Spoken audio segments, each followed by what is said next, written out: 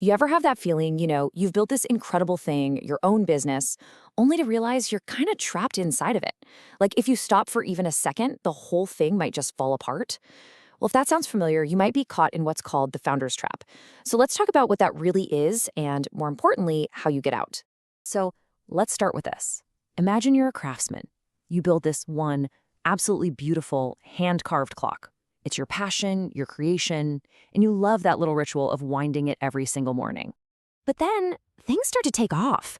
People love your clock. So your one clock becomes 10, then 50. Pretty soon you've got 100 of them. The demand is just wild.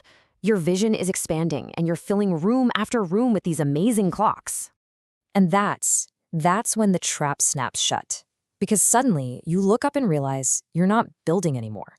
Your entire day, from sunrise to sunset, is just spent running from one clock to the next, frantically winding each one just to keep them all ticking. You're not a creator anymore. You're just a maintainer. That feeling of constant pressure, that endless hustle, that's not the price of success. That's the sound of a system that can't actually support itself. If your business needs you to manually intervene all the time just to survive, you haven't really built a company. What you've built is a very, very sophisticated cage for yourself. Now look, in the beginning, every single founder has to be what we call the source. You are the battery pack. It's your personal energy, your drive that keeps the lights on. You're the salesperson, you're the visionary, you're the one fixing every problem that pops up. And that's not just normal, it's absolutely necessary to get things off the ground. But here's the dangerous part. If you stay in that source role for too long, you actually become the biggest bottleneck in your own company. To really grow, to really scale, you have to evolve. You have to stop being the source of all the energy and start becoming the governor of the entire system. And this right here, this is the critical mindset shift. It's moving from being the fuel to being the architect. You stop carrying every single task and you start carrying the directional authority.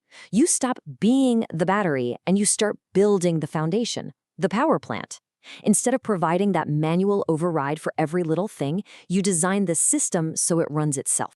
So let's make this really personal for a second. Ask yourself this one simple but incredibly powerful question. If you just walked away for 30 days straight, no emails, no calls, nothing, what would happen to your business? Honestly, your answer to that question reveals everything. If your business completely stops moving, like operations just grind to a halt, then yep, you're still the fuel. But what if it simply stops growing? What if it maintains itself, it keeps operating, but it just doesn't expand? Well then, congratulations, you're the architect. You've actually built a system that can run, and now your real job is to guide its growth, not to power its basic existence. And that is what real freedom actually looks like for a founder. It's not about escaping or doing nothing. It's about building a structure that is so strong, so well designed, that it can carry the vision forward all on its own, without you constantly needing to jump in with a manual override. So, here's the bottom line. Your goal shouldn't be to just work harder and harder to keep the engine running. It's to build a machine so powerful that it runs on its own.